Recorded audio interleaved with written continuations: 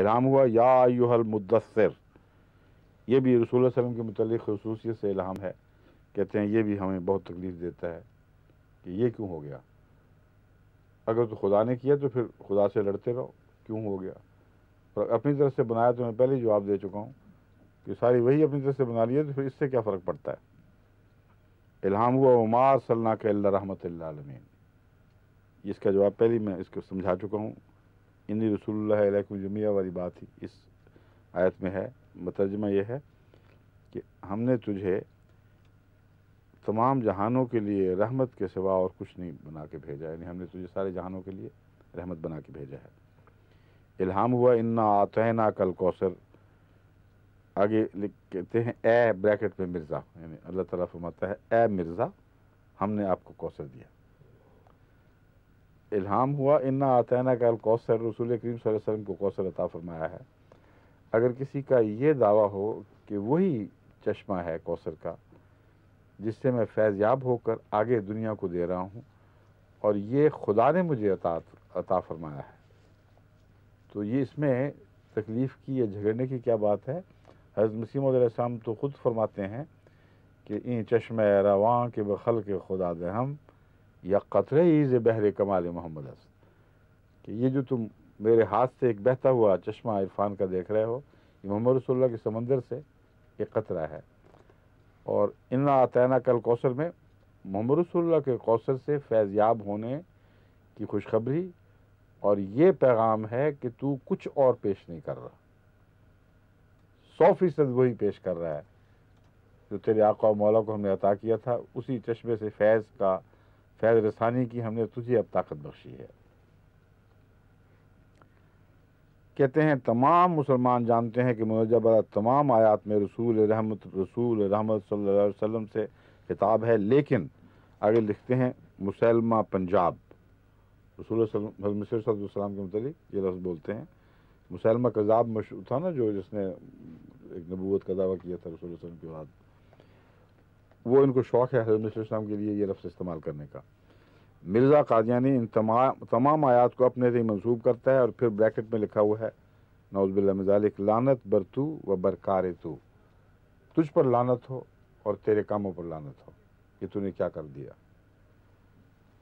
اگر جھوٹا ہے تو خدا اس سے بڑی لعنت ڈالتا ہے، مولوی کی لعنت کا تو فرق ہی کوئی نہیں پڑتا. اور اگر سچا ہے تو پھر یہ لعنت ان پر الٹے گی. اور اب میں بتاتا ہوں کہ الٹے گی کیسے. ابھی آپ کے سامنے سارا مضمون بیان ہوگا تو آپ کو سمجھ آ جائے گی. پہلی اصولی بات، کیا قرآن کریم کی آیات کسی امتی پر الہام نازل ہو سکتی ہیں کہ نہیں، یہ بحث سب سے پہلے ضروری ہے. سرتاج صوفیاء حضرت شیخ محی الدین ابن عربی فرماتے ہیں تنزل القرآن علی قلوب الاولیاء من قطع ما کونہ محفوظ لہم ولکن لہم فوق الانزال وہذا لبعضہم، یعنی قرآن کریم کا ولیوں کے دل پر نازل ہونا منقطع نہیں ہوا. قرآن کریم کا ولیوں کے دل پر نازل ہونا منقطع نہیں ہوا باوجودی کہ وہ ان کے پاس اصلی صورت میں محفوظ ہے.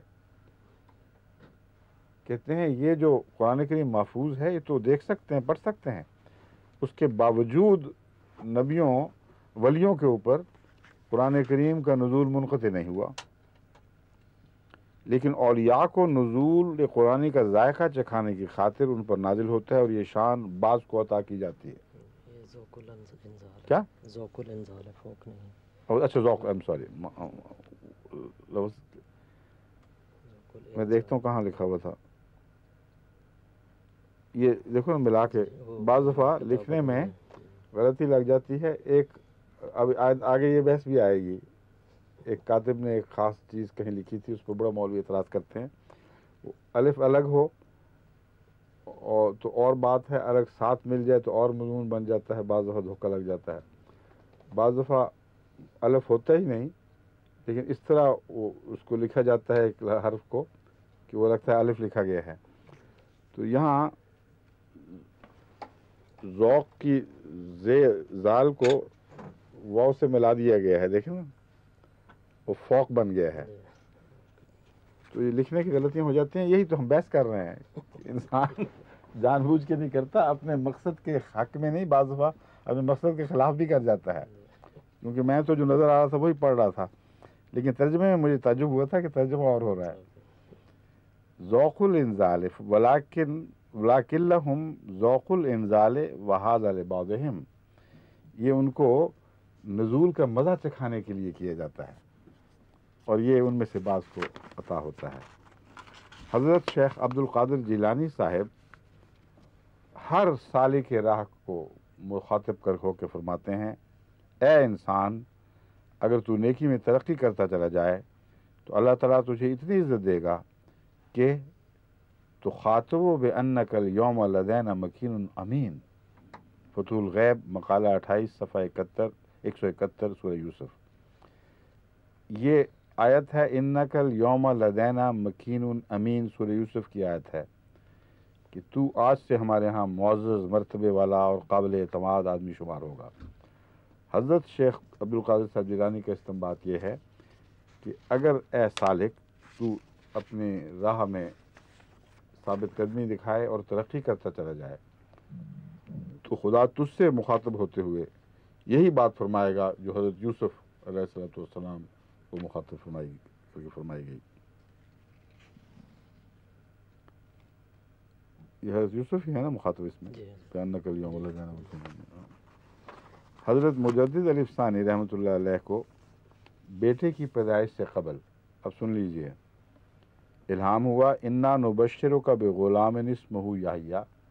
یہ حضرت زکریہ کو الہام ہوا تھا، حضرت یحییٰ کی خوشخبری دی گئی تھی. قرآن کریم کی آیت ہے، اور یہ سورہ مریم کی 8ویں آیت ہے. ہم تجھے ایک ہونہار بچے کی بشارت دیتے ہیں جس کا نام یحییٰ ہے. چنانچہ حضرت مجدد علی ثانی رحمۃ اللہ علیہ کے گھر بیٹا پیدا ہوا اور اس کا نام آپ نے یحییٰ رکھا. تو اب یہ بتائیے، جو آیت چنی گئی قرآن سے ایک نبی کو مخاطب کرتے ہوئے فرمائی گئی، یہ مولوی صاحب جو حضرت مسیح صلی اللہ علیہ وسلم کے متعلق کہتے ہیں لعنت برتو برکار تو، کیسی بدبختی ہے. ان کو یہ خیال نہیں آتا کہ ان کی لعنتیں کتنے سفر کرے گی اور کہاں کہاں تک پہنچیں گی، اور ہر جگہ سے الٹ کر ان پر پڑیں گی. کوئی مولوی آج ہے جو حضرت مجدد علی ثانی پر لعنت بھیج سکتا ہو؟ اس لیے میں بتا رہا ہوں کہ یہ جو مسیح موعود پر جس طرح ڈالی گئی ہے وہاں سے جس طرح الٹی ہے ان کے اوپر، اسی طرح ہر جگہ جو حوالہ میں دوں گا وہاں سے الٹے گی ان پر. اس لیے ہمیں کچھ کہنے کی ضرورت نہیں، اللہ تعالیٰ کا نظام ہی ایسا ہے.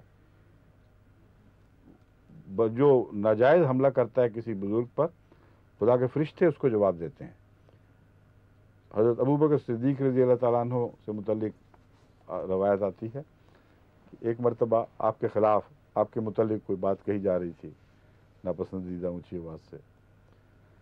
رسول اللہ صلی اللہ علیہ وسلم سن رہے تھے. کچھ عرصہ تک حضرت ابوبکر صبر سے خاموشی سے سنتے رہے، آخر خود جواب دیا. تو رسول اکرم صلی اللہ علیہ وآلہ وسلم نے فرمایا کہ ابوبکر جب تک تو خاموش رہا ہے خدا کے فرشتے تیری طرف سے جواب دے رہے تھے، اب وہ چھوڑ کے چلے گئے ہیں، یعنی اب تو نے اپنے ہاتھ میں لے لیا. تو بعض دفعہ جب گالیاں دی جاتی ہیں پاک بندوں کو، بعض دفعہ کیا ہمیشہ ہی اگر وہ کسی وجہ سے صبر کریں، بعض دفعہ زبان جواب دینا پڑتا ہے لوگوں کی اصلاح کے لیے، ان کی تعلیم کے لیے، مگر اگر جب بھی وہ صبر کرتے ہیں ان پر وہ لعنت ڈالنے والوں پر وہ لعنت خدا کے فرشتے ڈالتے ہیں. تو لعنت برتو برکارے تو، یا لعنت برتو برکارے تو، یہ وہ بات ہے جو بار بار دہرائی جائے گی.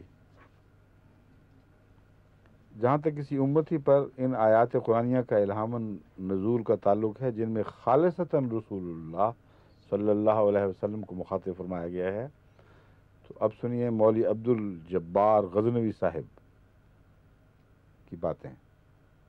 عبد الجبار غزنوی صاحب جماعت احمدیہ کے شدید ترین معاندین میں سے ہیں، ان مولویوں کے سرداروں میں سے ہیں جو مولوی ہمارے پیچھے پڑے ہوئے ہیں. ان کے سر خیل ہیں، یہ جو ان کا حملہ اور دستہ ہے اس کے آگے کھڑے ہوتے ہیں یہ.